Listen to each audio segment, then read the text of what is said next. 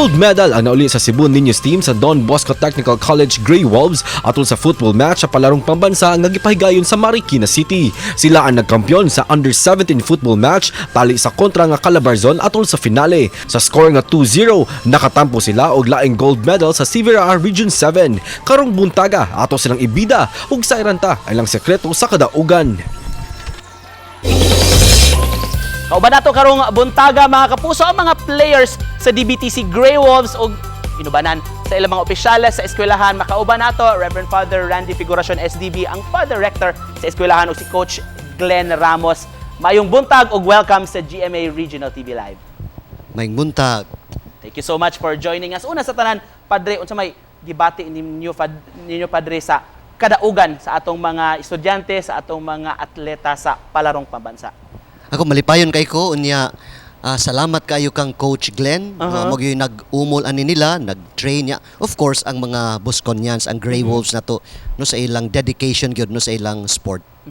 Speaking of dedication, Coach Glenn, unsa may sikreto, unsa man ninyo pagpangandam para sa inyong pag-apil sa palaro? From the start gyud sa among preparation, daghang kay may giadtuan. We tour on the Visayas and Mindanao and also Luzon for the exposure of the team. Alright. Kay pinaka-importante gyud kinanglan ready na gyud para sa palarong pambansa. Can you share to us, Coach, kumusta man to during the final game, winning moment? Unsa man kanang, was it very tough kontra sa Calabarzon? How was it like? Yeah, Calabarzon is also Lasal Zubel. They are also top team in Manila. So it's a challenge for us from Visayas. Nga mo daog yun ta kinanglan. I motivate the players nga kaya nato ni. We are from Cebu. So pakita nato how the Bosconian played for this competition.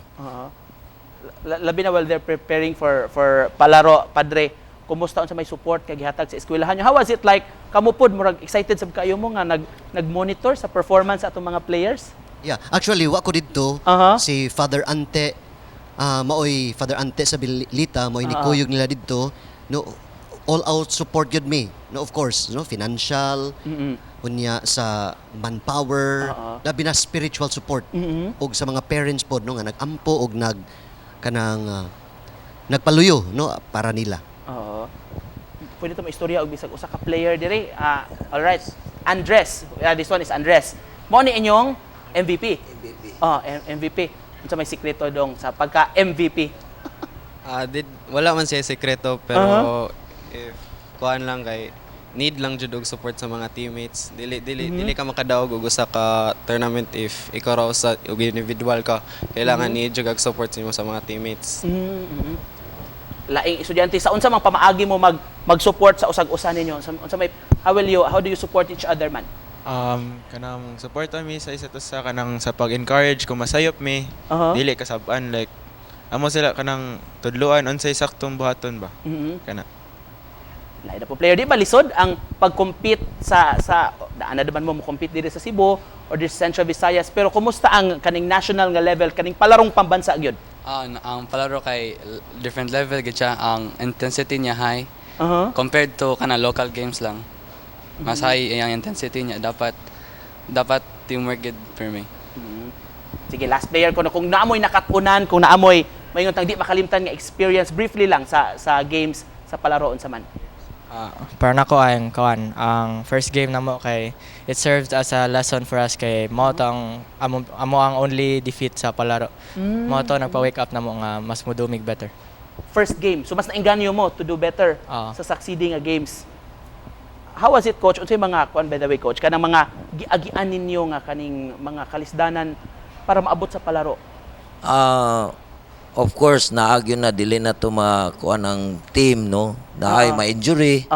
So, instead of we bring 18 players, na ma-injured 3 to 4 players. So, dako kayo o kanang challenge, no? Especially on our preparation.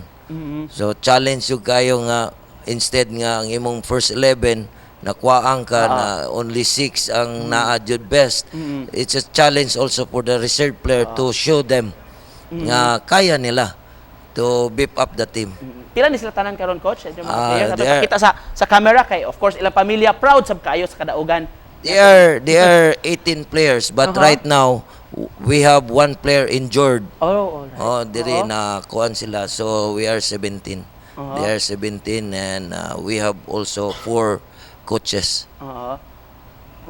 Makaya ba ko nang musay lang mo bisag usa lang siguro sa mga players na to on behalf ninyo, hi sa inyong mga of course sa inyong pamilya, sa inyong mga relatives, sa inyong barangay nga nagsuporta sab ninyo. Murag camera shy ba ni uban? O sige, So, pangumusta na lang sa kinsa mga nagtan-aw ron kay for sure nagtan-aw yung mga ginikanan. So, muhay ko ug magpasalamat ko sa among mga ginikanan, especially sa parents nga nag-support namo throughout. Nya pagpasalamat sa sa among eskwelahan sa pag-support sa namo. Wow, congratulations ani nila tanan of course. Ug ninyo coach, ninyo padre mapanganlan nimo coach ang 18 na to ka mga players.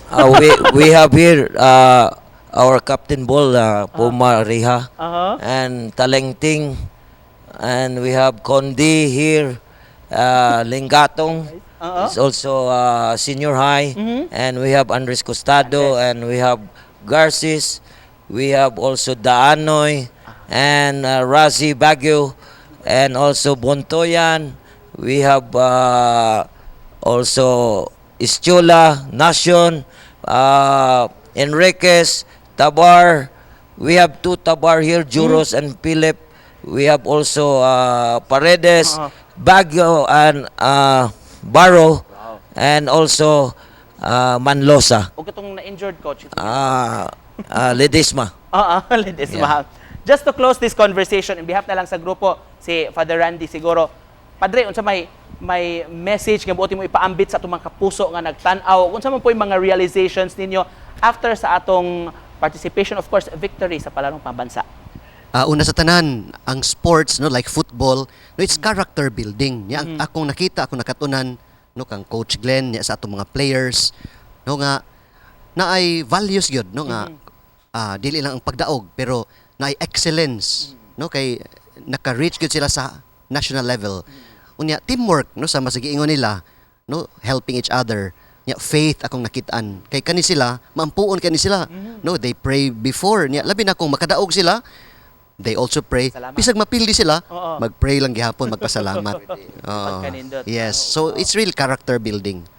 Thank you so much for joining us this morning, mga kapuso. Father Randy Figuracion, SDB sa DBTC. Of course, si Coach Glenn o mga players sa DBTC Grey Wolves. Mubalik pa mga kapuso. Tutok lang.